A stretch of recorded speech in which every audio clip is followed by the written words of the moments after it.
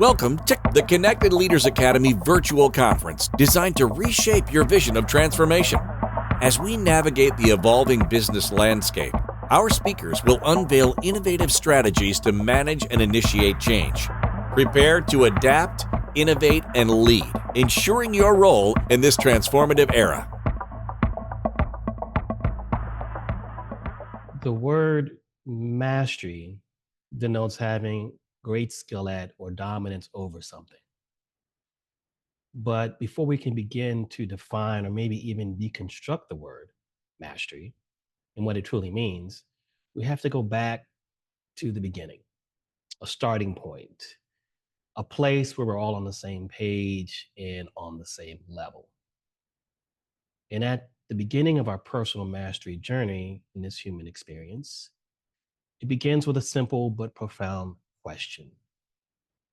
And the question is, who are you? Who are you? I'm a father, a grandfather, a son, a brother, a partner, a friend, a veteran, an entrepreneur, a business owner, a student, a teacher, a leader, a man, a human. I can be all of those things, or I could be none of those things. But am I the best version of me in one of those things? Am I living to my full potential? Have I mastered me? Have I mastered my experience? Have you mastered yours? Have you mastered you? Would you like to be a master of you in your experience? If the answer is yes, then let's continue. Because in this human experience, and we all can admit, this human experience is beautiful. But why is it beautiful is the question. Well, it's beautiful because we can experience nature, right? We can see the sunrise and we can see the sunset. We can experience the ocean and the mountains and the sky in one day if you want to. We can experience the full range of emotions from anger to love. And if we're really lucky, we can experience love in a way where we can give it to another person and we can receive it from others. We can create big, major inventions. And the greatest invention that we can create is life. And if we're extremely lucky, not only can we create life, but the life we created can also create life. Now you're talking about legacy. Now you're talking about dreams. And let's think about that for a second, dreams and legacy. Being human in the human experience is beautiful. I said that. But what's also interesting about it is that it's also complicated. It's so complicated. And for some people, arguably, it's downright difficult. But why is that? Well, everyday life, right? Everyday life, we experience it. And for each person, everyday life is different. And it's not just a subjective thing. And why do I say that? Why do I say it's reality? It's reality because isn't your perception of your experience reality for you? It is for me. So what's going on in my world is happening in my world. What's going on in yours is yours. They don't have to be the same, but they're both true. We've all heard the saying that we're all in the same boat, but are we really? I mean, we might be on some level spiritually, maybe, but in reality, we all know that the proverbial boat, if you will, is not the same size, it's not the same make, it's not the same model, it's not the same color, it doesn't have the same propulsion system. But collectively, we're trying to coexist in this same world, right? And I would call this world a VUCA world. You know, that would mean that it's volatile, it's uncertain, it's chaotic, and it's ambiguous. And that is how a majority of humans are living day in and day out, trying to meet basic needs, the essential needs, trying to send their children to school, trying to keep a roof over their head, trying just to pay the bills. And sometimes living this everyday life could contribute to eventually killing our dreams. Remember those dreams we had when we were kids growing up? Who killed your dreams? When did that happen? Did it happen when you were at age 5, 7, 9, 12, 16, maybe 18? How about 21, 25, 30? Some people live their dreams and some people don't. Let's talk about how we get to the point where we live our dreams more intentionally. So we understand dreams die. What else happens? Well, we have everyday life, but there's other things going on in the world too.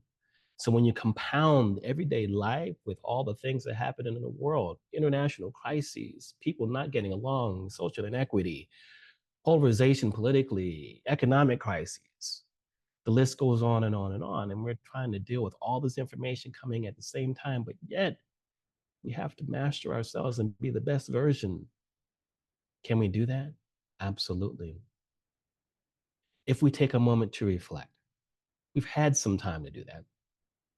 And when we do reflect and we take off the proverbial masks, the metaphorical masks that many of us wear, we understand or become consciously aware of some things that are happening in society, no matter what is going on. It's a lot of self-doubt, a lot of hopelessness, disconnection, unfulfillment, burnout. These are the things that kill our dreams. The question is, what are we going to do about it? Because now that we've seen it, and many of us made the decision, that's not the lifestyle or the life that I'd like to have or like to lead, but where do I get started? Where do I begin? And for me, this story begins back in 2016. You know, Mark Twain was credited with the saying that the two most important days of your life are the day that you were born and the day that you discover why. But throughout history, there have been many great sages, shaman, prophets, oracles, tribal elders and leaders, historical figures of the like, who've said something very similar.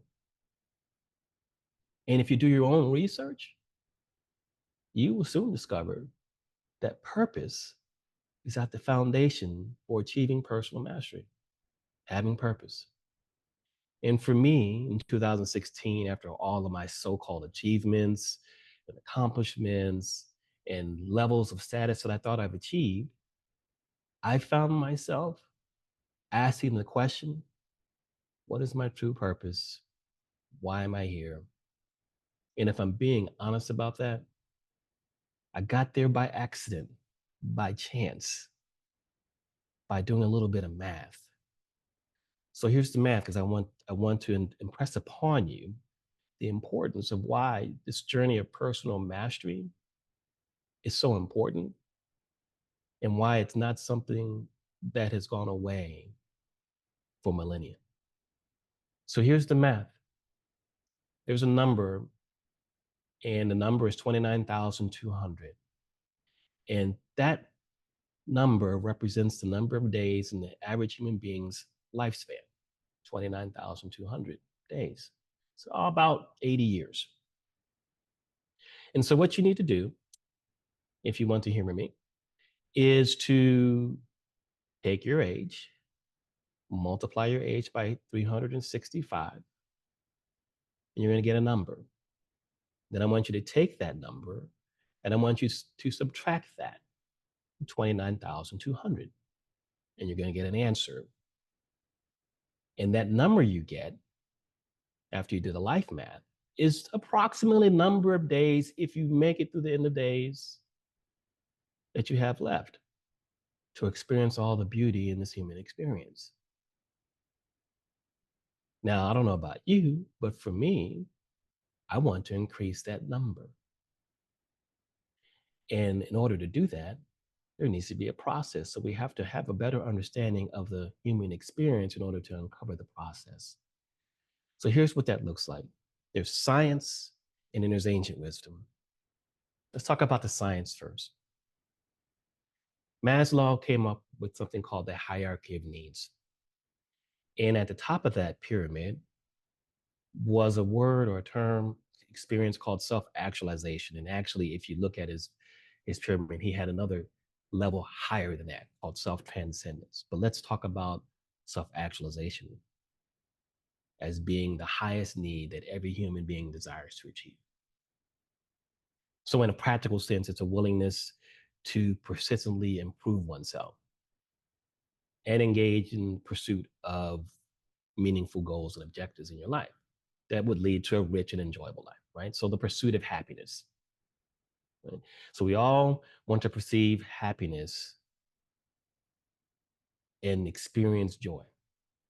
Yet, we're still trying to meet physiological needs. Some of us are still trying to meet safety needs. Some of us are trying to meet social needs. And certainly, some of us are trying to meet ego needs, right? And self actualization doesn't just happen. You have to meet all the other needs first in order to experience it.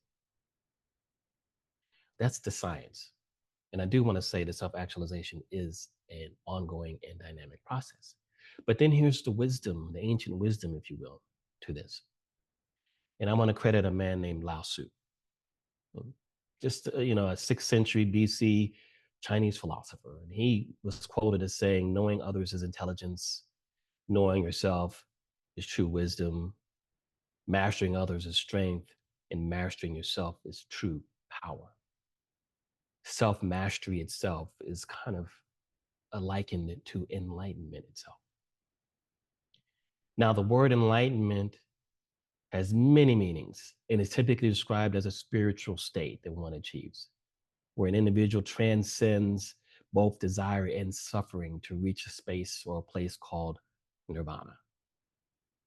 Now, when I hear that, and certainly I would imagine when you hear that, enlightenment sounds like this extremely mystical, intangible space that's only available to the highly practiced monk or maybe a prophet, a great sage from the past.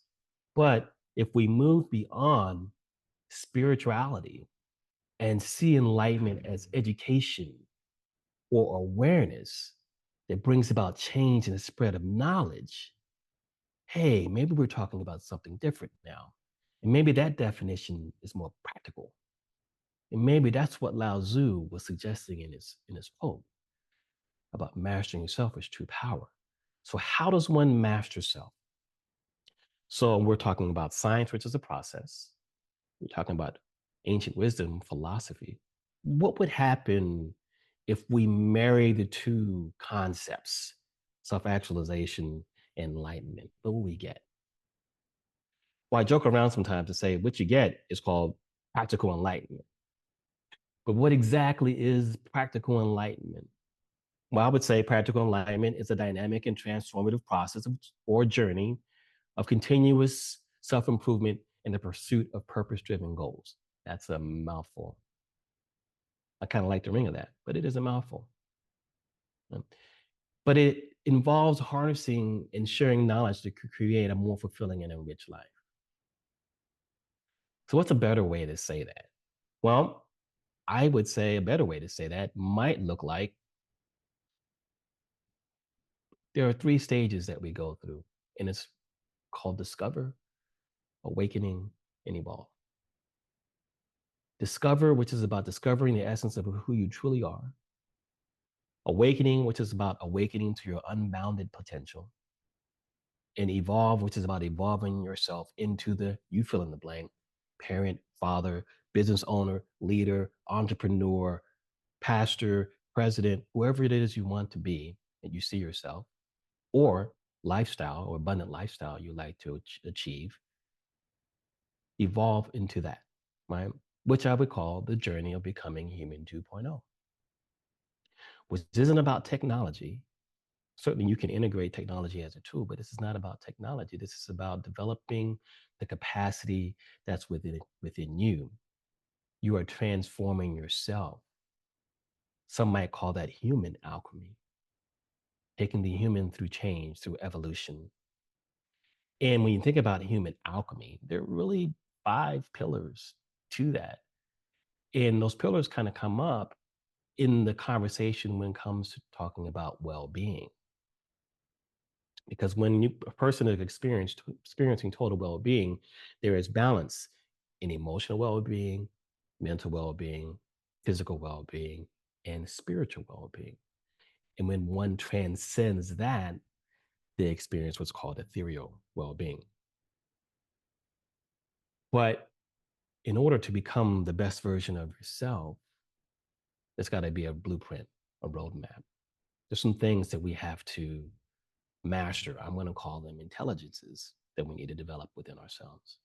So there are 7 domains of intelligences that we need to transcend, if you will, master, develop within ourselves. And I'm going to share those 7 domains as part of this blueprint for becoming a human 2.0. Talk about each one very briefly. And then I'm just going to give you a choice. A choice. Now, the first domain or the first intelligence that we need to master or develop is called intrapersonal intelligence. And that involves taking a deep journey within ourselves, contemplating the meaning of self, purpose, and the mind, looking at our strengths and our values, our weaknesses, our passions, our desires, our gifts, and cultivating that to the point where we can not only analyze our individual motives, desires, and thoughts and emotions, but we're able to determine who we truly are at our essence. And we answer those deep questions about ourselves through self reflection, through self inquiry, and through self analysis. There are many practices that can get us there, but the primary practice that one could use would be meditation. And so, a strategy I would list here would be know thyself, do the work to know thyself. Second domain is cultivating what we call emotional intelligence, which is about honing our ability, capacity, or skill to perceive, assess, understand, and manage our response to our emotions, our feelings, our moods, our states within ourselves. And then being able to sharpen that ability to be able to perceive, understand, and manage that in other people. And having the understanding that our emotional states as an individual impact other people.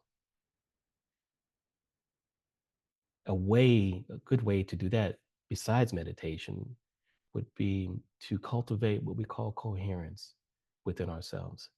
So regulating our emotions or self-regulation, which is likened to personal or self-leadership. Another intelligence or another domain we need to cultivate intelligence is in our attentional domain.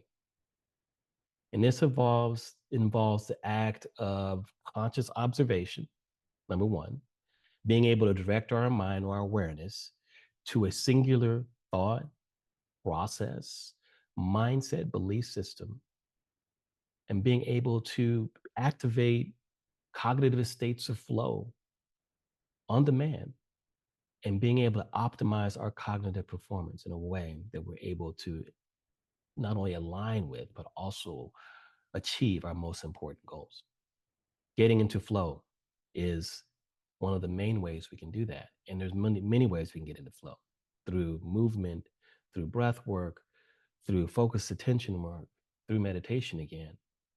But cultivating attentional awareness is another thing that will help us in this journey to becoming human 2.0. A fourth domain is our physical domain. Sometimes we can refer to this as somatic intelligence, being able to understand the mind body connection, and then understanding how that connection works and how cultivating optimal mitochondrial health and preserving our energy within our bodies helps us be able to become the best version of ourselves and operate at our peak.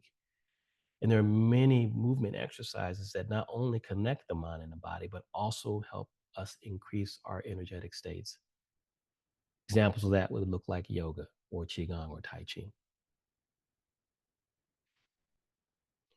Fifth domain I want to share with you is the domain where we cultivate nutritional intelligence, understanding that food is not there just for our enjoyment, but that is there for healing purposes as well as nourishing purposes.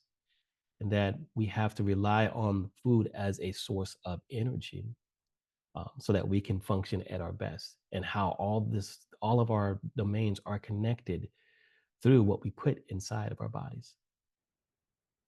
And so, if we have an understanding of how the human body works and how we process nutrition and how we use nutrition to heal, we're going to get ourselves out of the state of dis-ease and be more into a state of health and vitality.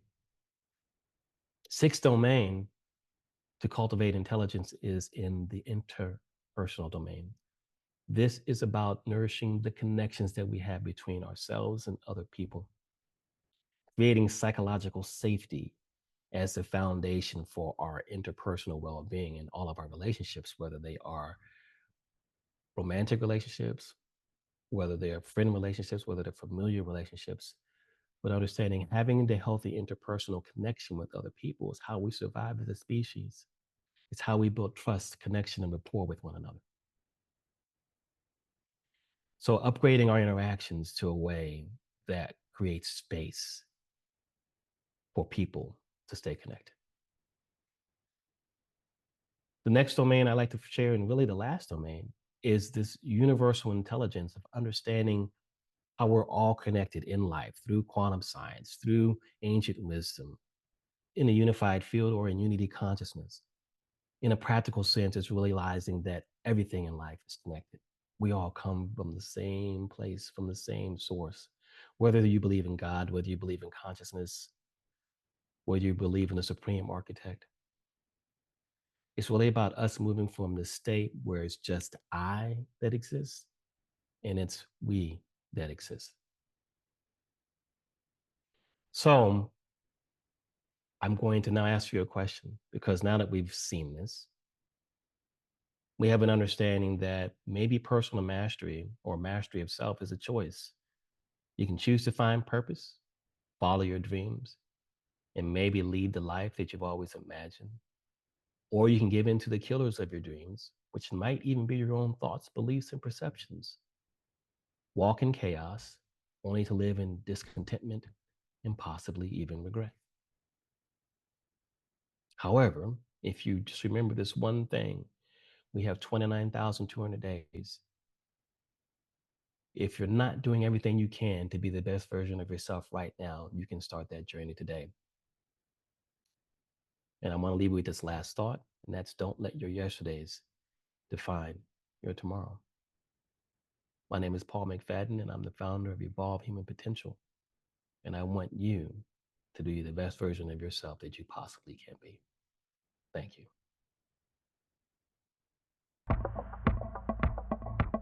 Thank you for participating in today's enlightening session. As we transition to our next expert, remember that each strategy and insight is a step toward becoming a transformative leader in your field. Visit connectedleadersacademy.com to stay engaged and informed. The journey of change is ongoing. Let's move forward together.